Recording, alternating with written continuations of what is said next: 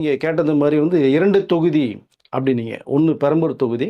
இன்னொரு தொகுதி கண்டிப்பா விஜய் அவர்கள் நிப்பாரு. அது மதுரை தொகுதியா, கிழக்கு தொகுதியா, அது திருச்சி தொகுதியாங்கிறத ஒரு விஷயம் சின்ன ஆக்ஷன்ல நான் பேசப்பட்டிருந்தேன். பட் மதுரை தொகுதி வந்து கிட்டத்தட்ட நெருக்கத்தில போனாரு அவரு. ஏன்னா எம்ஜிஆர் அவர்களுக்கு மிகப்பெரிய செல்வாக்கு மிகுந்த ஒரு தொகுதி. மதுரை மக்கள் அன்ப வந்து இது 2வது மாநாட்டில பார்த்தாரு. பட் அங்க ஒரு சின்ன ஒரு ஒரு ஆசோலேஷன் இருந்ததுனால, சரி மதுரையா, திருச்சியாங்கும்போது, சரி திருச்சி ஒரு சாய்ஸ் பண்ணுவோம். ஏன்னா மதுரை மக்களோட அன்ப காமிச்சுட்டீங்க, நான் வந்து பார்த்துட்டேன். திருச்சி தான் அவருக்கு வந்து ஃபர்ஸ்ட்டு விக்கிரவாண்டி திருச்சியில ஆரம்பிக்கப்பட்டது. ஏன்னா பரப்புரை அங்கே தான் ஆரம்பிச்சாரு. அப்போது திருச்சி கிழக்கு தொகுதிய வந்து சாய்ஸ் பண்ணிட்டார் இப்ப. இப்போ இந்த 2 தொகுதி அப்படிங்கிற விஷயத்த வந்து கிட்டத்தட்ட பார்த்தீங்கன்னா, முக்கியமான சில தலைவர் வந்து 2 தொகுதியில் நின்றுக்கிற ஒரு வரலாற்று சம்பவம் இருக்கு. அதுக்குள்ள நான் போயிட்டு வெளில வரேன். ஏன் விஜய் நிற்கிறாங்கிறதுக்கு.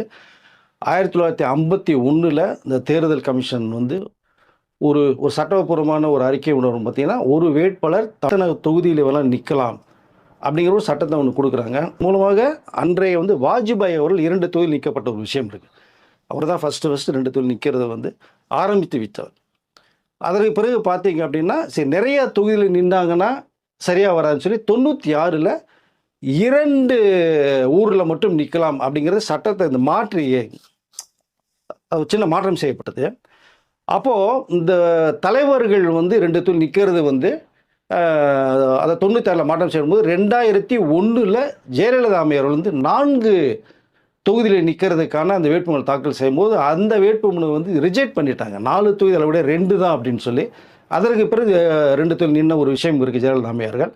அதற்கு பிறகு பார்த்தீங்கன்னா, நம்ம சோனியா காந்தி அவர்களும், ராகுல் காந்தி அவர்களுமே 2 தொகுதியில் நின்றுருக்காங்க. அந்த வரலாற்றும் இருக்கு.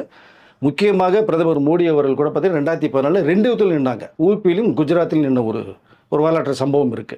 இந்த அடிப்படையில தான் விஜய் அவர்களும் ஏன்னா ஒரு தலைவருங்கும்போது வந்து 2 தொகுதி எப்பவுமே தேர்ந்தெடுப்பாங்க. அதுக்கு ஒரு காரணம் இருக்கு. ஒண்ணு அந்த 2 தொகுதியிலுமே ஒரு ஒரு ஒரு சைடுல வந்து அதாவது இங்கே தமிழ்நாட்டில தென் மாநிலம் ஒரு தொகுதியா பிரிக்கப்படுது உங்களுக்கு. ஒரு ஏரியாவா. அப்ப அதுக்குள்ள பிரிக்கும்போது அங்க ஒரு தலைவருடைய தொகுதி பிரச்சாரம் பண்றதுக்கு ஒரு வாய்ப்பாகவும் இருக்கும்.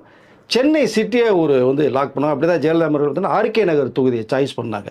அங்கே ஏற்கனவே ஒருத்தர் நிற்க போய் அவர் விலகி போய் அம்மையார் நின்ற விஷயமும் இருக்கு.